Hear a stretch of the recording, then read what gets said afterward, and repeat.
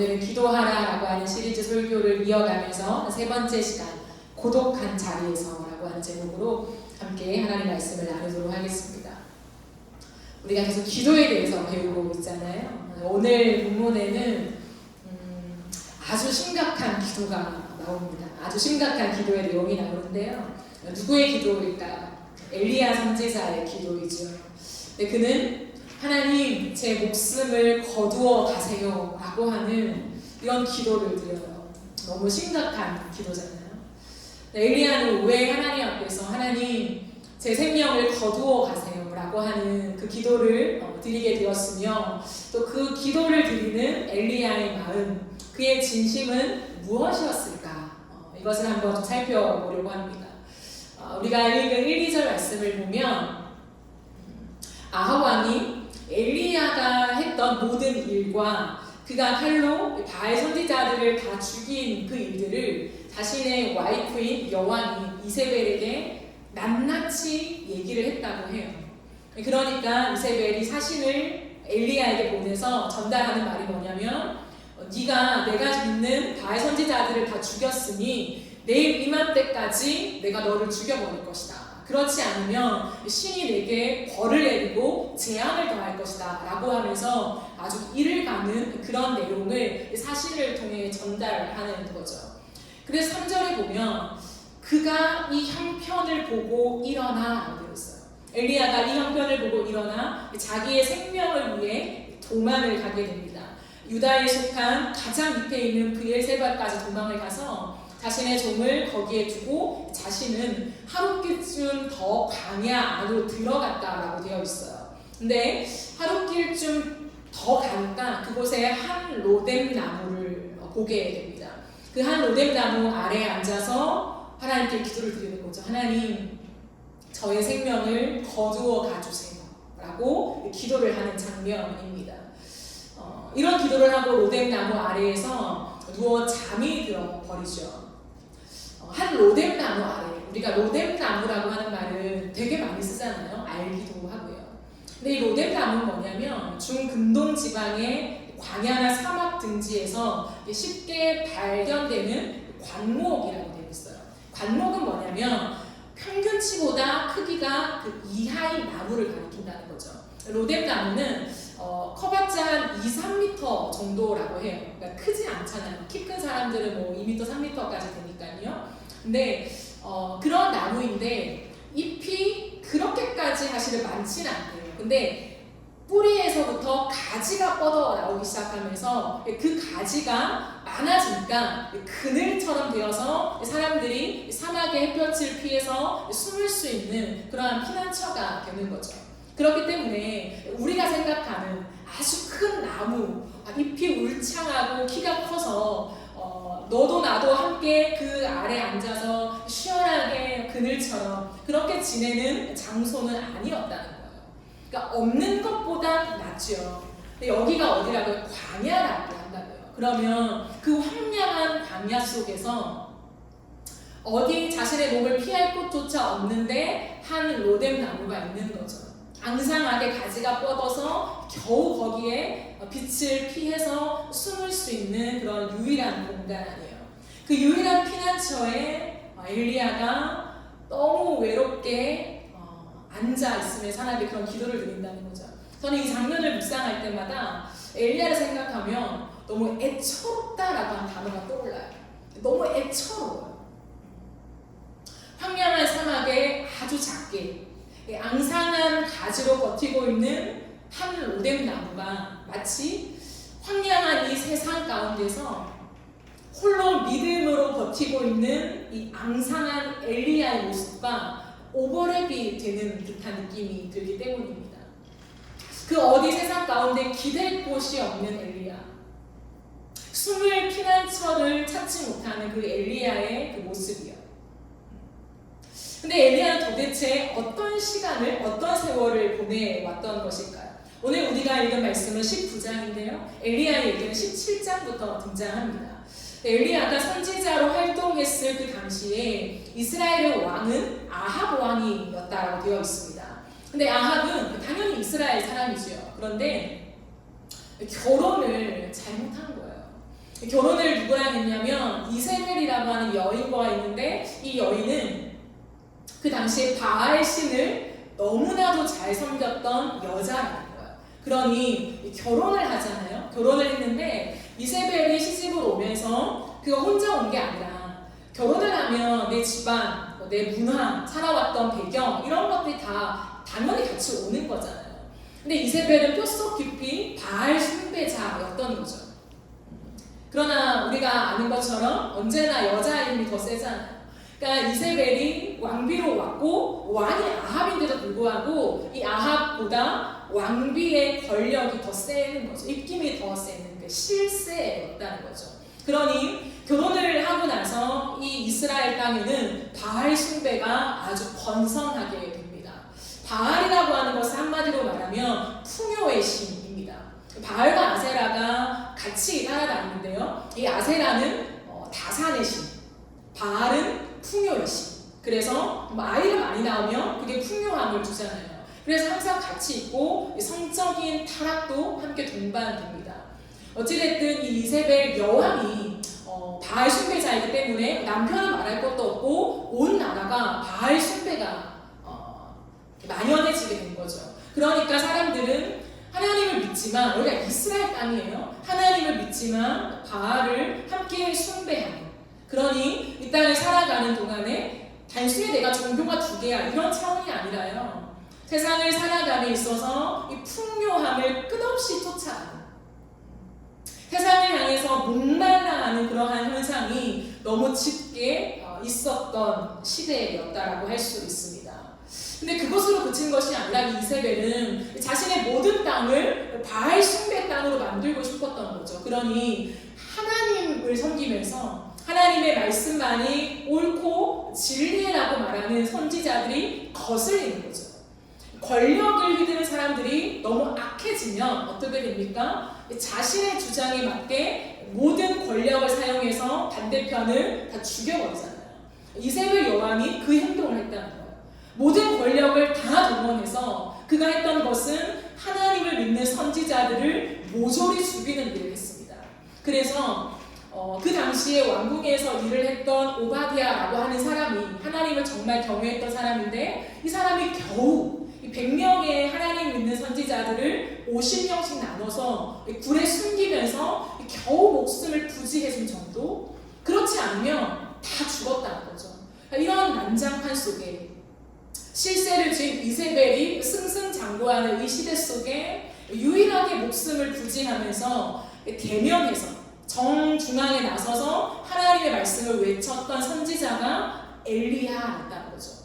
그러니까 누가 어디에 숨어 있는지 몰라요. 근데 어쨌든 대놓고 하나님의 말씀을 전한 선지자가 엘리야밖에 없었기 때문에 나중에 엘리야도 말하잖아요. 저 혼자예요. 이 말을 계속해요. 그 정도로 참 어려운 시간 속에 하나님의 말씀을 붙잡고 엘리야는 살아갑니다. 이 살아남은 엘리야는 이제 수년 동안에 비가 오지 않을 것입니다 라고 하는 것을 아합 왕에게 바로 가서 얘기를 해요.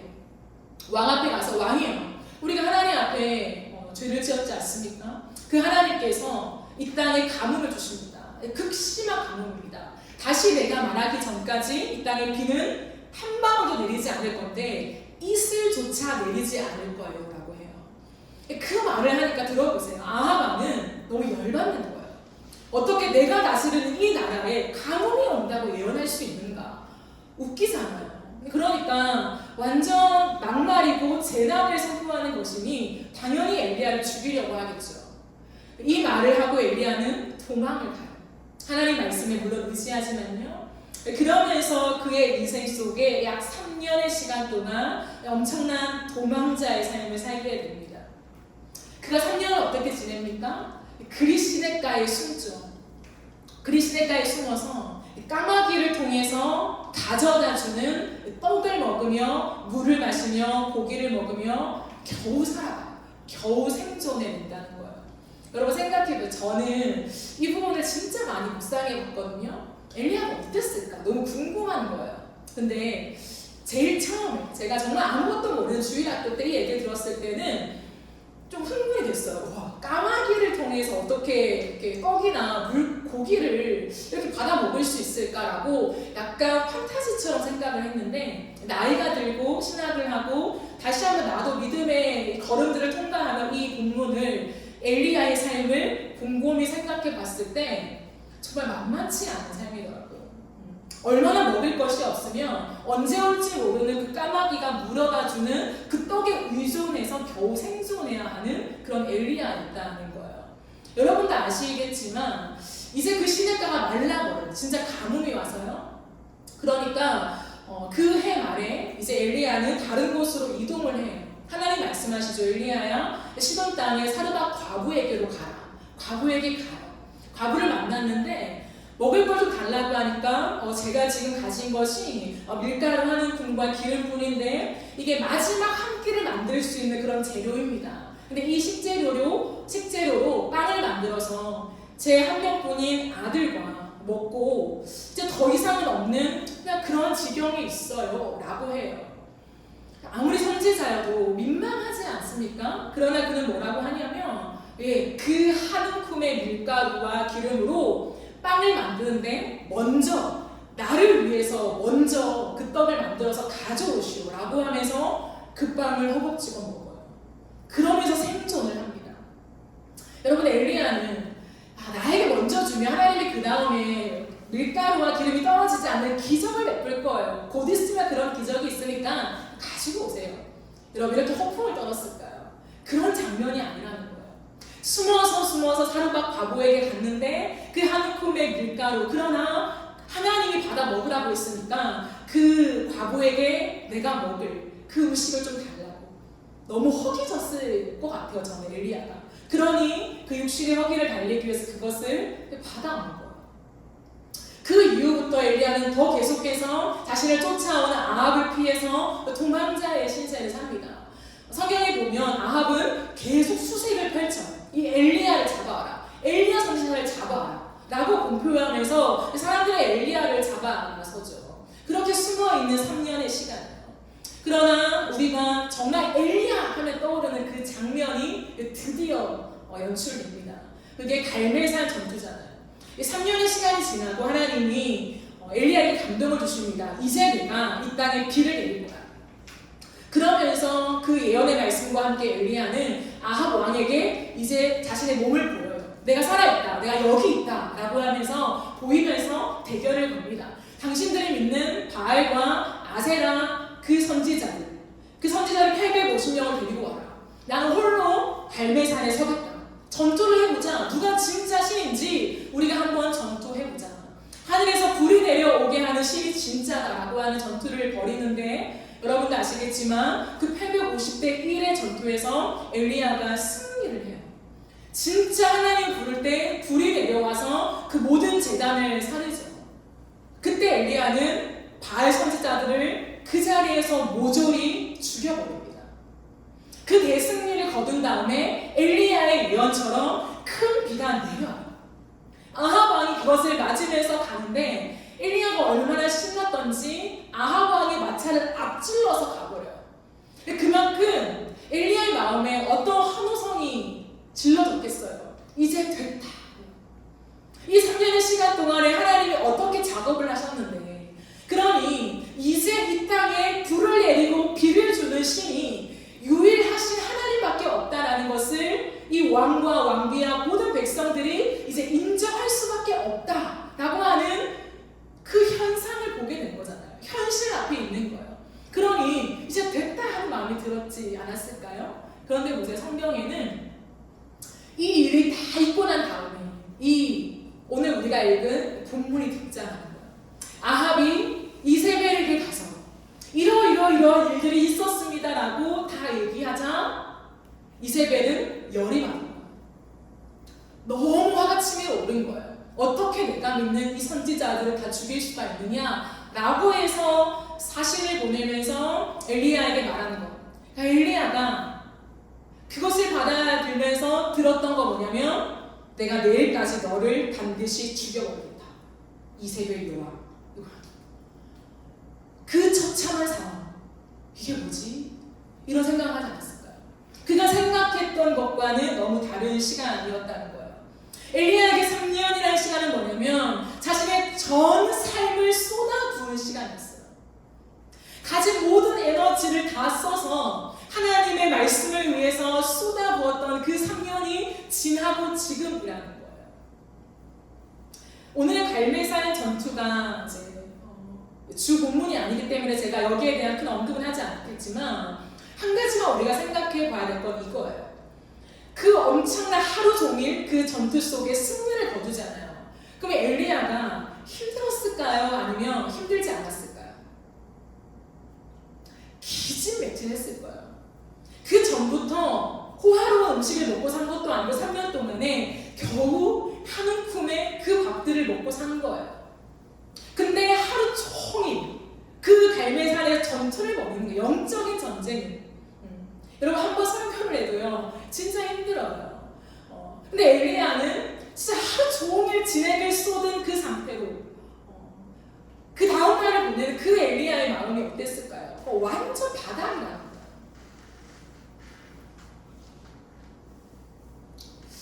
그런데 그 바닥의 상태에서 더 이상 힘도 없어요.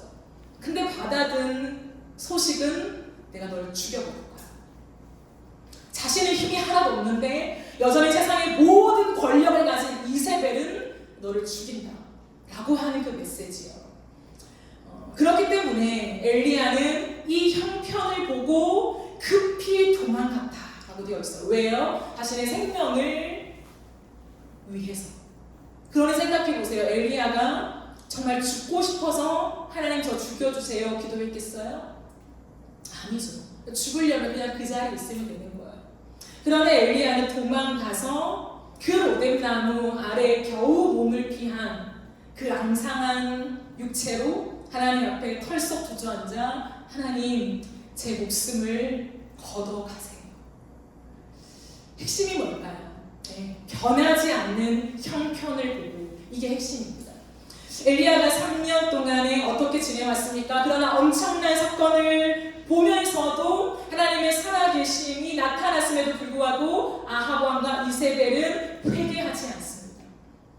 생명의 근원 되시는 하나님을 인정하지 않아요. 바알을 버리지 못해요. 오히려 더 열이 받아서 엘리야를 죽이고자 엄포를 놓습니다. 그러니 그의 가슴 속에 한마디, 어떻게 이럴 수가 있지? 엘리야는 자신이 최선을 다했음에도 불구하고요 변하지 않는 상황, 회개하지 않는 상황 속에서 자신이 더 이상 할 수 있는 것이 없다고 느꼈습니다. 내가 더 이상 할 수 있는 게 뭘까? 그래서 엘리야의 기도 속에 저는 이런 말이 있다고 생각합니다. 하나님, 저는 여기까지인 것 같아요. 이게 하나님 제 생명 이제 넉넉하오니 이 말이에요. 하나님 저는 여기까지인 것 같아요. 저는 제 조상들보다 나은 것이 없습니다. 하나님 제가 더 이상 할 수 있는 게 없을 것 같아요. 그런 슬픈 마음으로 기도를 올려드리고 있는 것이지요.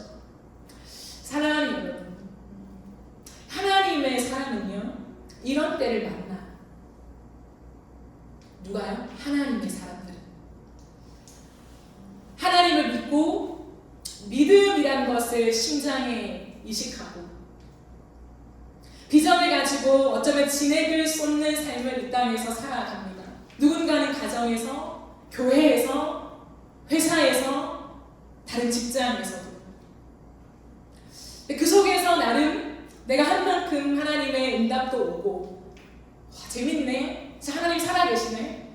새벽기도 나가서 달콤한 주님의 은혜를 얻고, 뭔가 내가 하니까 사람들이 몰려서 사역도 해보고, 조그마한 직장에서 신뢰도 만들어보고, 이 수많은 일들을 확장시켜 갑니다. 하나님의 역사가 점점 나타나요.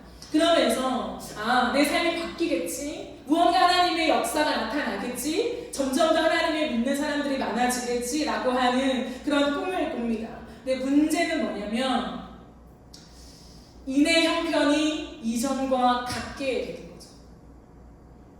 뭔가 하나님 주신 비전을 가지고, 믿음이라는 걸 가지고 세상과 다른 어떤 삶이 있구나, 그걸 정말 내가 살아봐야지 라고 하는 순전한 포부를 가지고 걸어갔는데 많은 많은 시간이 지나서 돌아보는데 이전과 똑같은 거예요. 어느새 사람들은 그냥 식상하게 이 모임에 참석하고 하나님을 믿는 것도 당연하게 여기고 무언가 큰 일이 일어나지 않는 것 같아요. 내가 쏟았던 어떤 엄청난 수고에 비해서 나타나는 변화라고 하는 것이 그렇게 크지 않음을 인지하기 시작할 때 우리는 탈진하여 쓰러집니다. 다시 내가 그런 세월을 살 수 있을까 막막해지는 거죠. 이미 많은 돈과 많은 에너지와 시간도 쏟았고 그것뿐만 아니라 자괴감이 들 것 같아요. 난 안 되나 보다. 여기까지인가 보다. 그래, 내가 뭐 다른 특별한 사람들, 믿음의 사람들과 내가 견줄 수 없을 만큼 그래, 나는 그런 사람이 아니었지 원래. 이러한 허무함에 도달하게 되는 거죠. 하나님의 나라를 위해서 다시 씨름할 그런 힘을 상실해 버리게 되는 거예요. 엄두가 나지 않는 거예요. 그렇습니다. 아무리 믿음의 대단한 사람이라 할지라도 변하지 않는 상황을 계속적으로 맞아들일 때 사람은 사기가 꺾여요.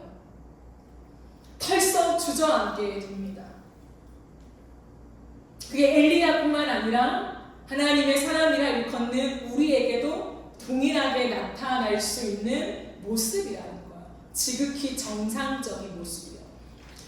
누군가의 엘리야의 믿음을 비난해요. 영적인 침체에 빠진 믿음 없는 사람, 자신의 열심에 빠져있던 사람, 여러 가지 말을 하지만 저는 절대 그런 말을 할 수가 없을 것 같아요. 왜냐하면 하나님의 엘리야를 그 어떤 한 구절에서도 그렇게 대우하시지 않거든요. 하나님의 엘리야를 어떻게 대우하십니까? 그렇게 앉아서 하나님 죽여주세요. 제가 더 이상 할 수 있는 게 없을 것 같아요. 하나님 제 조상들보다 나을 게 없습니다. 라고 하며 주저앉아 있다가 잠이 들어요. 저는 이게 너무 마음이 아파요. 그냥 영적으로 모르겠어 하나님. 저 정말 지쳤어요. 삐졌어요. 어떻게 역사를 일으키지 않을 수가 있어요. 그게 아니라 진짜 넉다운 된 거예요. 온 몸의 육체.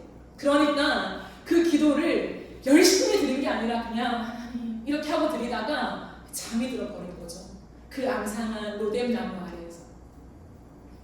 그때 천사가 나타나죠. 그리고 엘리야를 흔들어 깨워요. 엘리야야 일어나 먹고 마셔라 라고 하는 그 음성이 들리는데 그러면 그 전에 한마디가 등장해요. 천사가 엘리야를 어루만졌다. 이게 하나님의 대우예요. 엘리야에게 처음 나타나서 하나님이 하신 건 뭐냐면 아무 말을 안 해요. 그럼 기가 막혀요. 천사가 말하지만 하나님이라고 말하지 않아요. 하나님은 아무 말도 안 한다고요. 그리고 천사를 보내서 하시는 첫 번째 행동이 뭐냐면 비언어적인 소통을 하시죠. 어루만지는 거예요. 여러분 누구를 어루만집니까? 거봐 너의 열심으로 하다가 이렇게 됐지 라고 하는 마음이 조금이라도 있으면요 누군가를 향하여 위로가 안 나가잖아요. 하나님이 천사를 보내 어루만졌다. 여러분 생각해보세요. 여기에 담겨있는 비언어적인 하나님의 성품이 무엇인지. 그런 다음에 일어나 먹으라라고 하죠. 엘리야가 일어나 보니까 머리맡에 숯불에 구운 떡과 물이 있어요. 그냥 떡과 물이 아니에요. 성경이 숯불에 구운 떡이래요. 따끈따끈한 그 떡.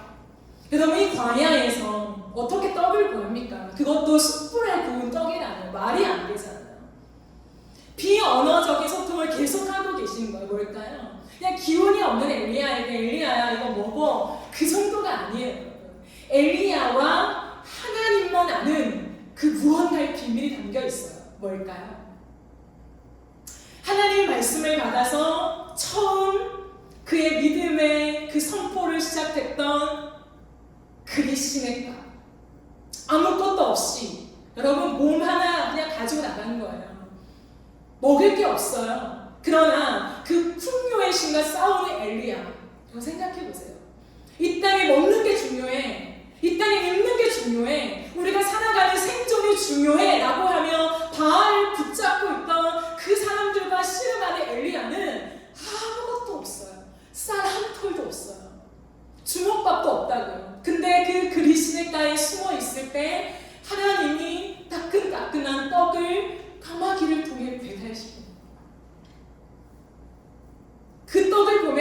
엘리야가 무슨 생각했을까요? 떡이 있네? 아니요. 그때 그 그리스도가 까마귀, 아무것도 없는 나를 먹이신 하나님. 사람들은 풍요의 신이 있어야 한다라고 선포했지만 하나님을 붙잡고 나아갈 때에 모르겠어요. 어디선가 그냥 새가 물어다주는 그 음식이 있는 거예요. 그리고 사르밧 과부에 만들어준 그 떡이요. 아, 하나님이 그렇게 나를 먹이셨지. 여러분, 왜 연상을 안 했겠어요? 선지자인데요. 그 하나님과의 관계를 회상하며 추억하며 가져갑니다. 근데 보세요, 여러분. 엘리야가 너무 극진히 탈진되었어요. 영적으로도 육체적으로도. 그러니 그래, 맞아, 구운 떡이야. 하나님이 옛날에 크리스네가에서 나를 먹이신, 사르밧 과부를 통해 나를 먹이신 그 떡이지. 벌떡 일어나야 돼. 그렇게 안 된다고요. 회상하지만 하나님의 손짓이라는 걸 알지만 또다시 그걸 겨우 먹고 그냥 털썩 앉아있어요. 그냥 멍하니 생각해. 하나님, 그분의 흔적들. 여러분, 그런 때가 있지 않아요? 그리고 다시 지쳐있을 때 완전 바닥난 엘리야에게 천사가 한 번 더 옵니다. 그러면서 또다시 어루만져요. 일어나 먹어라. 네가 가야 할 길이 있어. 무엇일까요? 엘리야의 마음을 아시는 거죠. 엘리야야, 내가 너의 수고를 안다. 엘리야야, 내가 너의 눈물을 안다. 하나님은 엘리야가 진액을 쏟아 살아온 그 삶, 오직 하나님의 말씀에 의지하여서 세상의 모든 사람들은, 권력자부터 시작해서 모든 사람들은 아니야, 그래도 바알신 먹고 살아야 되잖아, 믿음이 없는 게 아니라 먹고 살기 위해 이게 필요하잖아 라고 하며 그 길을 걸어가는 그 삶에서 반대 방향으로 걸으면 아니야, 하나님이 그렇게 하지 말래, 하나님이 우리의 생존을 책임지신대 라고 하는 그 말 한마디에 붙잡고 살아왔던 그 모든 삶을 내가 이해한다 라고 하시는 그 음성이 마치 그 천사의 이야기 속에 들려지는 것 같다는 거. 아직 하나님의 음성이 아니에요. 뭘까요? 하나님은 지금 나타나지 않아요. 하나님은 엘리야를 충분히 기다려주고 계십니다.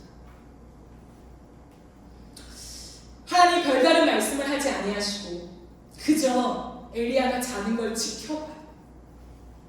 겨우 일어나서 떡 한 줄 입에 넣고 물 한 모금 마시는 걸 그냥 지켜봐요. 기운을 회복할 때까지 아무것도 건드리지 않고 그냥 엘리야 곁에서 그를 지켜주세요. 그 광야에서. 이게 우리 하나님이라는 거예요. 제 인생길을 걸으며 이런 때를 만난 적이 있었습니다. 하나님이 없는 것 같은, 나를 이런 황량한 광야에 그냥 내버려 둔 것 같은, 하나님의 일을 하다가 철썩 주저앉아 이제 더 이상 갈 힘이 없고, 하나님, 전 아닌가 봐요. 그런 깜이 아닌가 봐요. 하나님, 내가 했던 그 고백을 내가 살아낼 더 이상 힘이 없네요 라고 하며 홀로 외로이 있던 그때, 하나님의 음성마저 들리지 않아서 때로는 두려워하는 그때에 나중에 보니 하나님은 쉬어라, 충분히 자, 너가 스스로 일어날 때까지 그냥 그 자리에 있어도 돼 라고 하며 하나님이 곁에서 저를 지켜주고 계셨더라고요. 그 하나님이 엘리야의 하나님, 그 엘리야의 하나님이 오늘 사는 나의 하나님. 그래서 저는 알아요, 엘리야의 이 장면이 어떤 인생의 지금 흐름 속에 있는지. 하나님은 우리를 위로하실 때가 있어요. 하나님은 마치 우리를 계속 떠밀어서 야, 믿음의 싸움을 싸워야지, 너밖에 없잖아, 내가 너에게 믿음 줬잖아 라고 하면서 엉덩이를 걷어차는 하나님의 모습만이 아니라, 그 모습도 있죠. 그러나 정말 속에 바닥같이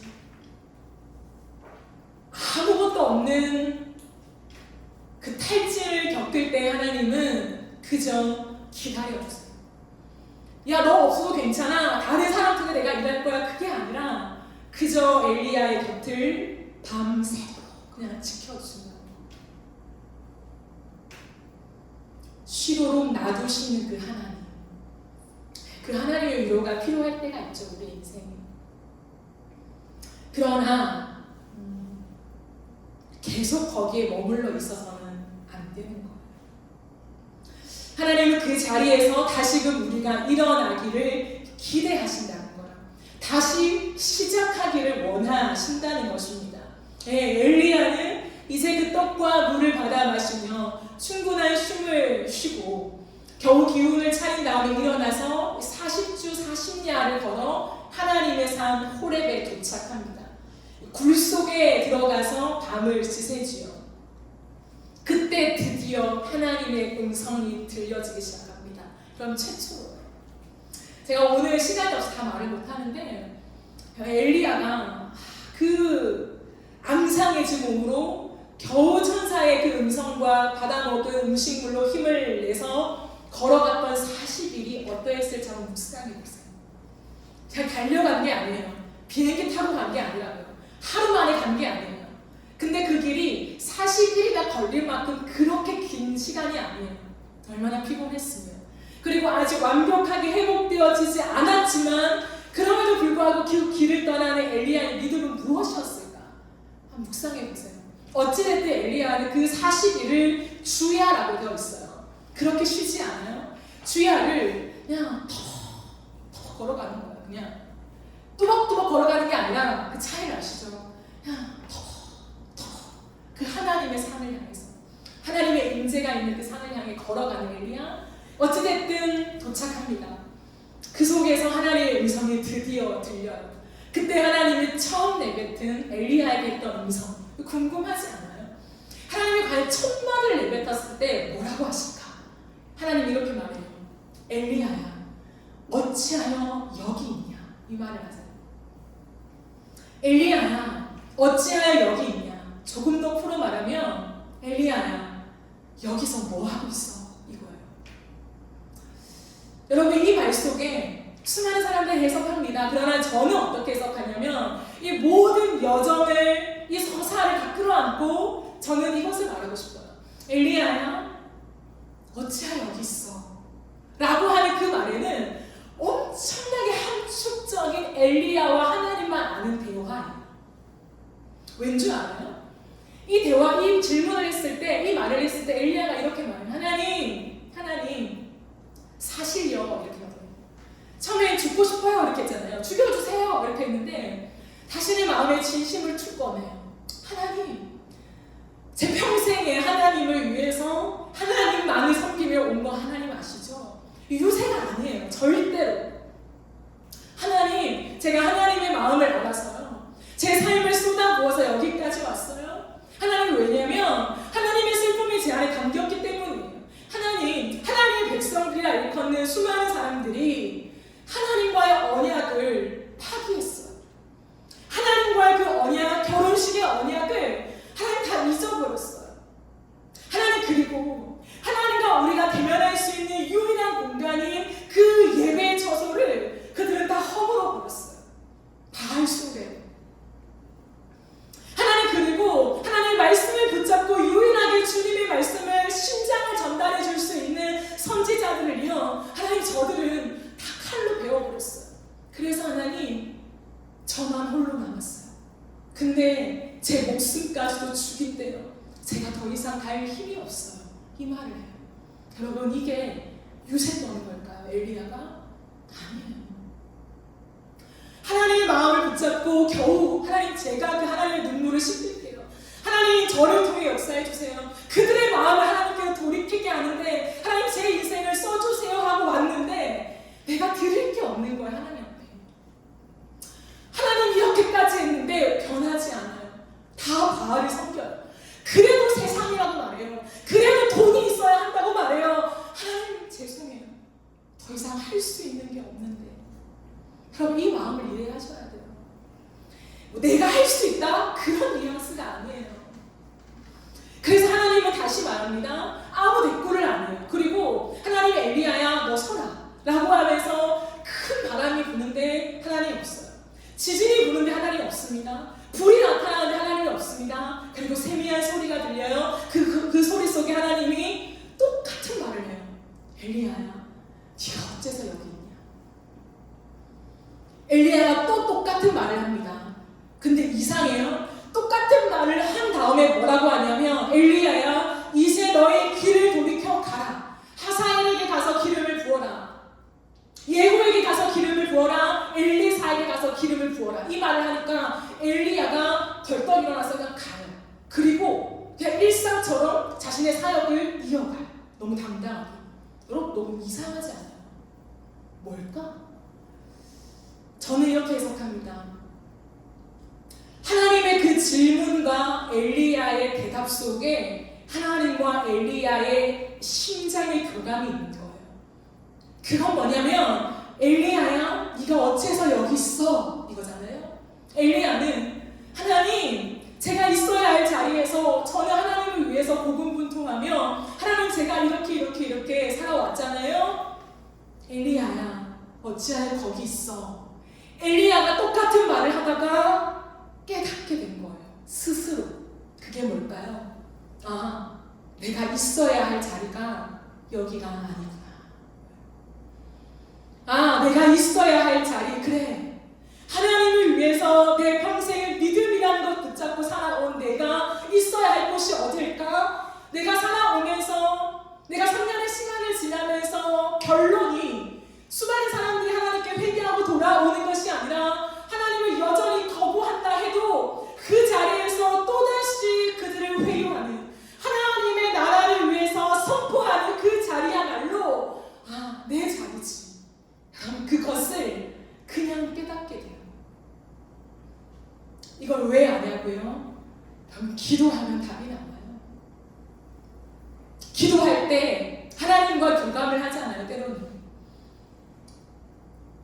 그 교감 속에 그냥 어떠한 정확하고 선명한 하나님이 이거야, 야 너가 서야 할 자리 거기야, 뭐 이런 장황한 설명 안 해도 내 안의 심장 속에 하나님을 위한 믿음을 가진 사람은 뭐냐면 하나님의 생뚱맞은 누군가 들었을 때는 뭐지? 이해가 안 가는 그 질문에도 나는 찰떡같이 알아듣는다고.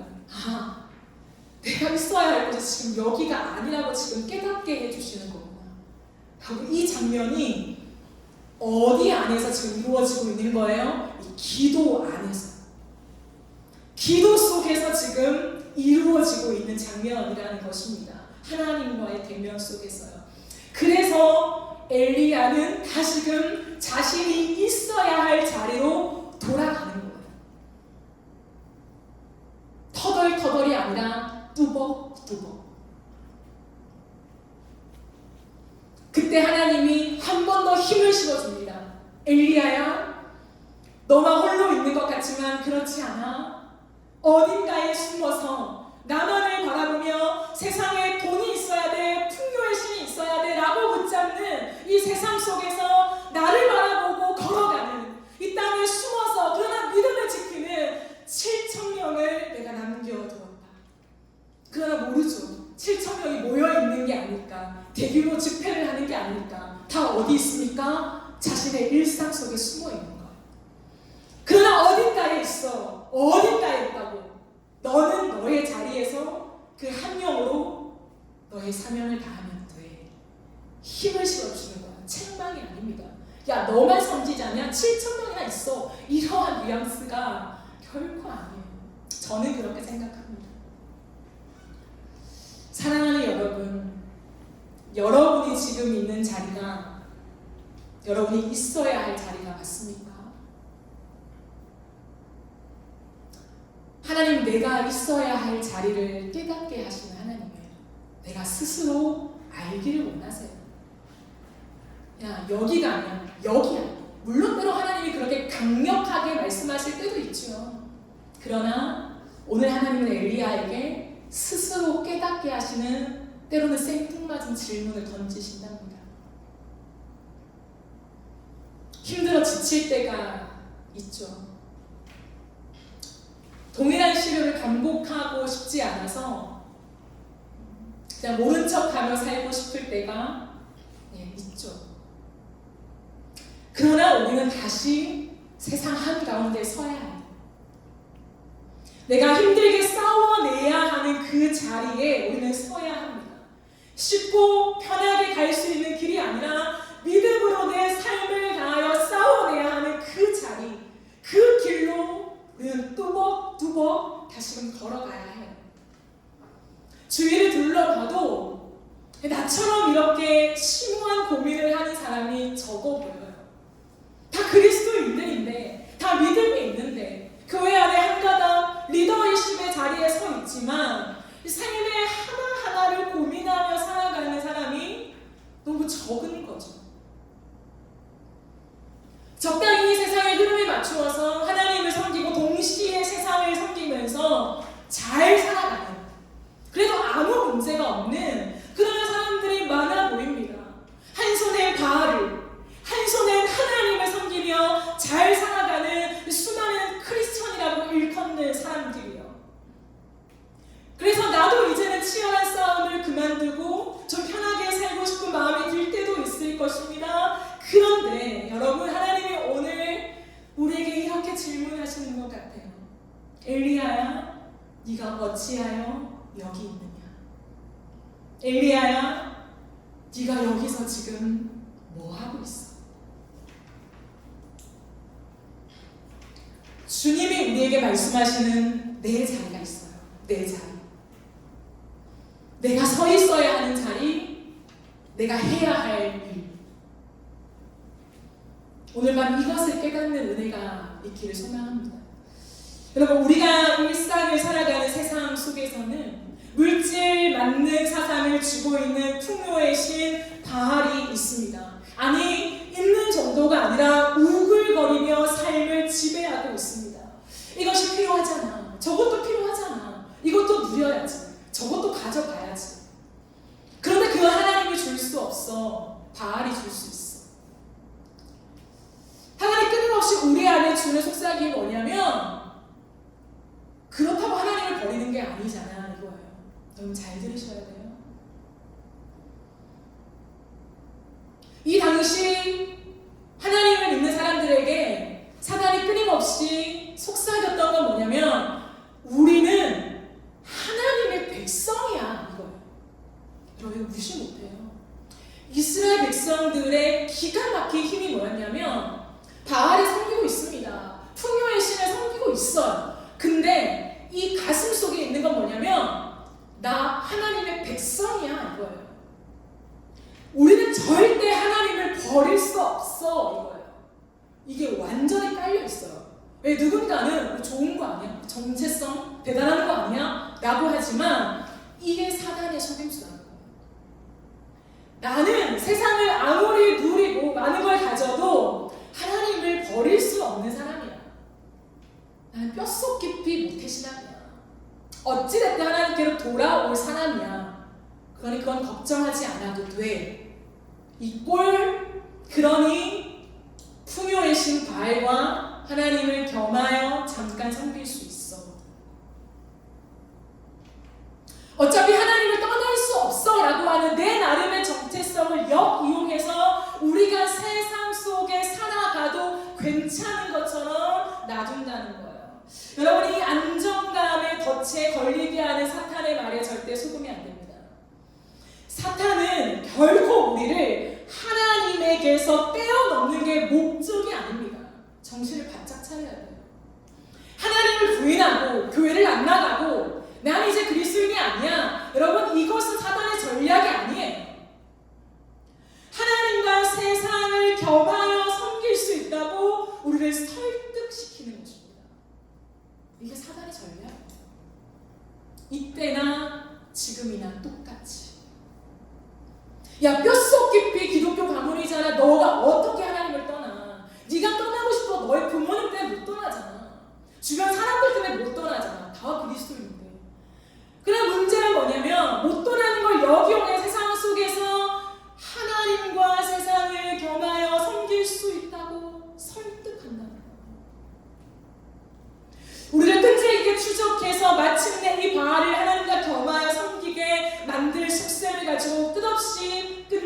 뒤에 우리를 따라옵니다. 그러므로 우리는 기억해야 합니다. 세상의 한가운데 서서 살아가는 우리의 삶이 이게 만만치 않지요. 근데 그 사탄의 속삭임은 생각보다 교묘한 거야. 강압이 아닙니다. 명령이 아닙니다. 우리를 겁박하는 것이 아닙니다. 설득시킨다는 거예요. 거봐, 되잖아. 너 하나님을 안 떠나잖아. 그럼 된 거야. 누가 다 그렇게 믿음으로 살아? 옆에 있어? 증인이 있어? 그런 간증거리가 있어? 먼 사람들이잖아. 유튜브에 나오는. 그러면 우리는 어떻게 그러한 사단의 끝없는 계략 속에 우리의 마음을 살살살 이렇게 녹이면서 달래면서 하나님과 바알을 겸하여 섬겨도 괜찮다라고 하는 그 계략 속에서도 세상의 한복판에 하나님 앞에 믿음을 가지고 설 수 있느냐? 딱 한 가지 힘이 있습니다. 하나님의 음성을 들어야 하는데 때로는 우리 가운데 유혹이 너무 덮쳐서 아무것도 할 수 없을 그때에 하나님의 이러한 음성을 들어야 합니다. 엘리야야, 어찌하여 여기 있냐? 너 거기서 뭐 하고 있어? 이 음성이 정확하게 이런 뜻이고 저런 뜻이고 설명하지 않아도 깨달아지며 하나님과 부딪히는 기도의 순간이 있을 때에 우리는 다시 한번 벌떡 일어나 정신을 차려야겠다. 하나님과 재물을 겸하여 섬길 수 없다고 말씀하고 있는데 성경을 읽지 않다 보니 그런 설교를 듣지 못하다 보니 우리의 마음을 위로하는 설교만 듣다 보니 진리를 내가 잊고 살았네. 하나님이 겸하여 섬길 수 없다고 했어. 바알과 하나님을 같이 섬길 수 없다고 했어. 세상의 풍요의 신과 유일한 상처라지 하나님이 공존할 수 없다고 했어. 다시금 일어나야지. 내가 있어야 할 그곳에 서야지 라고 하며 다시금 세상 한복판으로 뚜벅뚜벅 걸어갈 그 믿음이요. 그 믿음을 가져야 한다는 것입니다. 기도 속에 비밀이 있습니다. 여러분. 그럴 때 우리는 다시 내가 서야 할 자리에 서서 하나님, 내가 오직 하나님만 섬길게요. 주님 나를 위해 죽고 부활하시고 다시 오신다 약속하신 예수 그리스도를 기다리며 내가 순전한 예배자로 믿음을 지키겠습니다. 내가 세상의 한복판에서 수많은 사람들이 예수를 떠나고 적당히 살 수 있다라고 외치며 재물과 하나님을 겸하여 섬길 수 있다라고 외치는 그 한복판에서도 나만 홀로 남은 고독한 자리일지라도 제가 그 고독한 자리에 서겠습니다. 하나님. 왜요? 그 음성이 뭔지를 아는 사람은 설 수밖에 없거든요.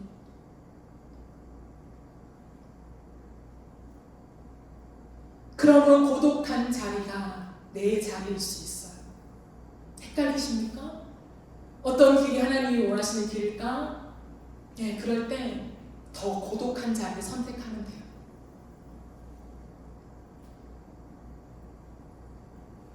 한 어른이 저에게 말했습니다. 목회를 하다가 하나님의 뜻이 선명하게 임하는 은혜를 주시지만 때로는 어떤 길을 걸어가야 될지 몰라서 혼란스러울 때가 있을 것이다. 그때 A와 B를 두고 선택할 때 더 어려운 길을 선택한다면 아마 그 길이 하나님의 길일 확률이 높다. 저는 이 말을 평생 잊지 못할 것 같아요. 왜? 그게 그리스도인의 삶이기 때문이에요. 고독한 자리를 선택하세요. 고독한 자리이지만 그 자리에서 기도할 때에 우리를 어루만지시는 하나님의 위로가 임할 것입니다. 때로는 충분히 기다려주십니다.